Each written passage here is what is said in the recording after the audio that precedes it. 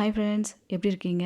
இன்றைக்கி நம்ம சொல்ல போகிற இன்ஃபர்மேஷன் சித்தர்கள் பல வகையிலும் பயன்படுத்தி வெற்றியடைஞ்ச ஒரு சூட்சும முறைன்னு சொல்லலாம். சொல்லப்போனால் இது யாரும் அறியாத ஒரு ரகசிய முறை அப்படின்னு சொல்லலாங்க. அந்த அளவுக்கு எஃபெக்டிவான ஒரு சூப்பரான மெத்தடுன்னு சொல்லலாம். என்னடா ஒரு லேடி கண்ணாடியில் பார்த்துட்ருக்க மாதிரி ஒரு பிக்சர் இருக்கே அப்படிங்கிற மாதிரி பார்க்காதீங்க. இதை வச்சு என்ன சொல்ல போகிறாங்கன்னு நம்ம இன்றைக்கி சொல்ல போகிற விஷயம் கண்ணாடி மந்திரம்னு சொல்லுவாங்க. அதாவது கண்ணாடி வசியம்னு சொல்லுவாங்க இதையே. சரிங்களா? நம்ம வீட்டில் முகம் பார்க்குற கண்ணாடி அப்படிங்கிறது பொதுவாக ஒரு கண்ணாடி இருக்கும், இல்லைன்னா ஒரு சின்ன கண்ணாடி ஒரு ரூமில் ஏதாவது நம்ம வச்சுருப்போம்.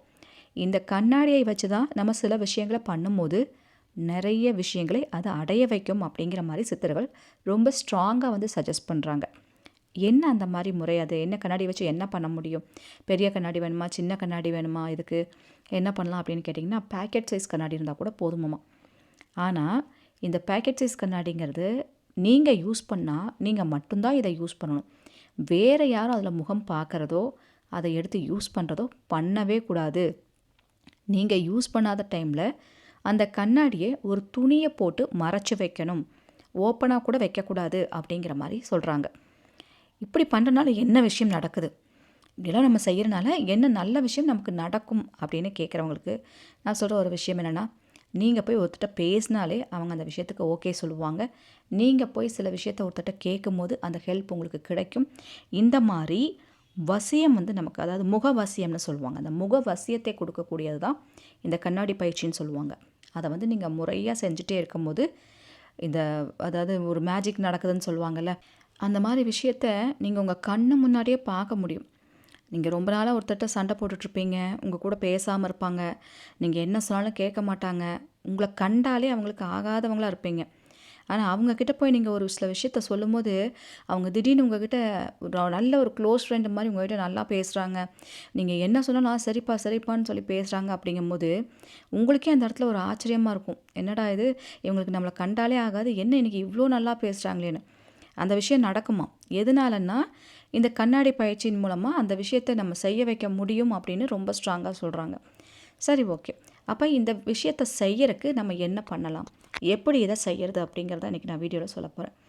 நம்ம சேனலுக்கு நீங்கள் புதுசாக இருந்தால் மறக்காமல் சப்ஸ்கிரைப் பண்ணி வச்சுக்கோங்க. அப்போ தான் இது போல் பதிவெல்லாம் உங்களுக்கு நோட்டிஃபிகேஷனாக வரும். இந்த பதிவு பிடிச்சிருந்தாலும் லைக் பண்ணுங்கள். முகம் பார்க்குற கண்ணாடி இதுக்கு நமக்கு வேணும். முகம் பார்க்குற கண்ணாடி அப்படிங்கிறது உங்கள் வீட்டில் இருக்க பெரிய சைஸ் கண்ணாடியெல்லாம் யூஸ் பண்ணக்கூடாது. ஒரு அளவுக்கு நீங்கள் மட்டும் யூஸ் பண்ணுற மாதிரியான ஒரு சின்ன கண்ணாடியாக இருந்தாலும் பரவாயில்ல, அல்லது பேக்கெட் சைஸ் கண்ணாடியாக இருந்தாலும் பரவாயில்ல. இந்த பயிற்சியை யார் செய்ய போகிறாங்களோ அவங்க மட்டுமே இந்த கண்ணாடியை யூஸ் பண்ணணும். மற்றவர்கள் இதை பார்க்கக்கூடாது, எடுத்து யூஸ் பண்ணக்கூடாது. நீங்கள் யூஸ் பண்ணாத டைமில் இந்த துணியை போட்டு ஒரு சுற்றி அந்த கண்ணாடி ஏதோ ஒரு இடத்துல மறைவாக வைக்கணும். உங்கள் வீட்டில் 6 பேர் 7 பேர் இருந்தாலும் இந்த பயிற்சியை செய்ய போகிறீங்கன்னா ஒருத்தரும் தனித்தனியாக கண்ணாடி வாங்கி வச்சு தனியாக தான் இதை பண்ணணும். ஒரே கண்ணாடி யூஸ் பண்ணக்கூடாது. சரிங்களா? இந்த பயிற்சி, இந்த கண்ணாடி பயிற்சி அப்படிங்கிறது அகத்திய சித்தல் ஆரம்பித்து நிறைய பெரிய சித்தர்கள் நிறைய பேர் பயன்படுத்தியிருக்காங்க. ஸோ அதனால தான் நம்ம ஒருத்தரை பார்த்தாலே அவங்க சொல்கிறத கேட்கணும்னு தோணுதுன்ற மாதிரி சில பேர்த்த பார்த்தா தோணும். அதற்கு காரணம் என்னென்னா, ஒன்று அவங்களோட முகத்தில் நார்மலாகவே இருக்கக்கூடிய ஒரு விஷயம். சில பேர் இந்த மாதிரி பயிற்சிகளை மேற்கொண்டிருக்காங்க அப்படிங்கிற மாதிரி நிறைய விஷயங்கள் கொடுத்துருக்காங்க. இதுக்கு எந்த ஒரு கட்டுப்பாடுகளுமே கிடையாது. நீங்கள் அது சாப்பிட்ருந்தா செய்யலாமா, இது சாப்பிட்டா செய்யலாமா, பீரியட்ஸ் அப்படிலாம் ரூல்ஸே கிடையாது. நீங்கள் ஒரு காலையில் நேரமோ அல்லது ராத்திரி நேரமோ ஏதோ ஒரு நேரத்தை தேர்ந்தெடுத்துக்கோங்க. இது ரெண்டில் ஏதாவது ஒரு நேரமாக தான் இருக்கணும் கண்டிப்பாக. அப்போது கிழக்கு பக்கமோ அல்லது வடக்கு பக்கமோ பார்த்து ஸ்ட்ரைட்டாக உட்காந்துக்கோங்க. உங்கள் கையில் நீங்கள் பயன்படுத்துகிற அந்த கண்ணாடி இருக்கணும். சரிங்களா? இந்த கண்ணாடியை வச்சுட்டு ஃபஸ்ட்டு உங்களுக்கு என்ன வேணும், எதை நினச்சி நீங்கள் எதை செய்ய போகிறீங்க. அதாவது பொதுவாக என்ன நினைப்பாங்கன்னா, என் பேச்சை யாருமே கேட்க மாட்டாங்க, நான் சொல்கிறது எல்லாம் கேட்கும்னு நினைப்பாங்க. இன்னும் சில பேர் எப்படி நினைப்பாங்கன்னா, எனக்கு எல்லாத்துக்கிட்டலாம் பிரச்சனை இல்லை, ஒரு பர்டிகுலர் பர்சன்ஸுக்கிட்ட மட்டும்தான், ஒரு சிலர்கிட்ட மட்டும்தான். அப்போ நான் அவங்கக்கிட்ட பேசும்போது அவங்க மட்டும் எனக்கு செவிசாச்சா போதும் அப்படின்னு நினைக்கிறவங்க, நீங்கள் அவங்கள நினச்சி நீங்கள் எதை செய்யலாம். இல்லை, அதெல்லாம் எதுவுமே இல்லை. என்னை பார்த்தாலே எல்லா விஷயங்களும் நல்லா நடக்கணும், என்னை பார்த்தாலே என்கிட்ட பேசுகிறவங்க சந்தோஷமாக நான் என்ன சொன்னாலும் கேட்குற மாதிரி இருக்கணும், அதுக்காக தான் அதை பண்ண போகிறேன் அப்படின்னு நினச்சிங்கன்னா நல்லா மனசார பிரார்த்தனை பண்ணிக்கோங்க. எல்லா சித்தர்களையும் நினச்சி நல்லா பிரார்த்தனை பண்ணிக்கோங்க. உங்களோட குலதெய்வத்தை நினச்சி நீங்கள் பிரார்த்தனை பண்ணிக்கோங்க. நான் சொன்ன மாதிரி காலை அல்லது இரவு ஏதாவது ஒரு நேரத்தை தேர்ந்தெடுத்துக்கோங்க. உங்கள் கண்ணாடி உங்கள் கையில் மட்டுமே இருக்கணும். கிழக்கு பக்கமோ அல்லது வடக்கு பக்கமோ பார்த்து நிமிர்ந்து நல்லா ஸ்ட்ரைட்டாக உட்காந்துக்கோங்க. மனசை ஒருநிலைப்படுத்தி இப்போ நம்ம செய்ய போகிற விஷயத்துக்கு பவர் உண்டாகட்டும்னு சொல்லிட்டு பிக்சரில் காமிக்கிற இந்த மந்திரம் இருக்கு இல்லையா, இதை வந்து சொல்லணும். இப்போது இந்த மந்திரத்தை வந்து நம்ம சொல்கிறக்கு இதை வந்து என்ன சொல்லுவாங்கன்னா காப்பு மந்திரம்னு சொல்லுவாங்க.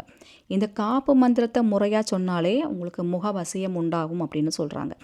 அப்போ எல்லா சித்தர்களையும் நினச்சிட்டு இந்த மந்திரத்தை சொல்லுங்கள். இது பெரிய மந்திரம், ஆனால் இதில் ஒரு சில பகுதிகளை சொன்னாலே நமக்கு ஒரு பாக்கியம் கிடைக்கும்னு சொல்லியிருக்காங்க. இப்போ இந்த மந்திரம் எப்படி சொல்லணுங்கிறது சொல்கிறேன். அட்டமா சித்திக்கும் அகத்தியன் பாதங்காப்பு, அது பாதுகாப்பு பாதங்காப்புன்னு போட்டிருப்பாங்க.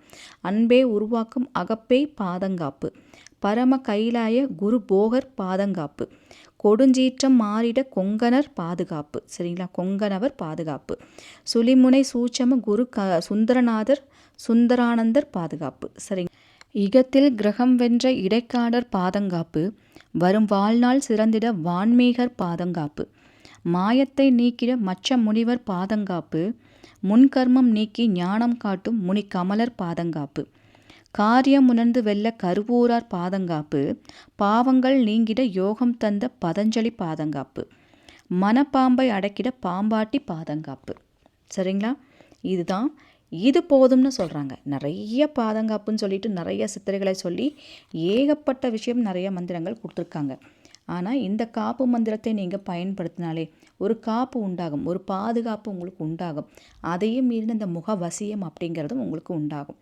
சரிங்களா, இதை வந்து இதை நம்ம சொல்கிறதுனால என்ன ஆகும்னா, அதை கொடிய பேய் பிசாசும் கூட நம்மளை விட தள்ளி போகுமா, கொடிய மிருகம் கூட அஞ்சு நிற்குமா நம்மளை பார்த்தா, அப்படி ஒரு பவர் கிடைக்கும் அப்படின்னு சொல்கிறாங்க. அதனால் இந்த மந்திரத்தை ஒரு வாட்டி நீங்கள் படித்தாலே போதும்.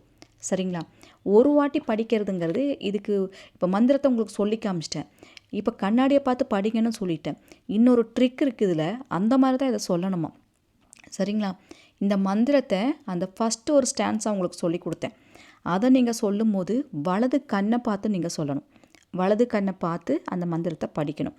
செகண்ட் ஸ்டான்ஸ், அதாவது இகத்தில் கிரகம் வென்ற இடைக்காடர் பாதுகாப்பு, அந்த லைன் வருது இல்லைங்களா, அதுலேருந்து ஆரம்பித்து அந்த கடைசி மனப்பாம்பை அடக்கிட பாம்பாட்டி பாதுகாப்பு, அது வரைக்கும் இடது கண்ணை பார்த்து இதை சொல்லணுமா. இப்போ இந்த 2 கண்களையும் மாறி மாறி பார்த்து இந்த விஷயத்தை நம்ம படித்தாச்சு.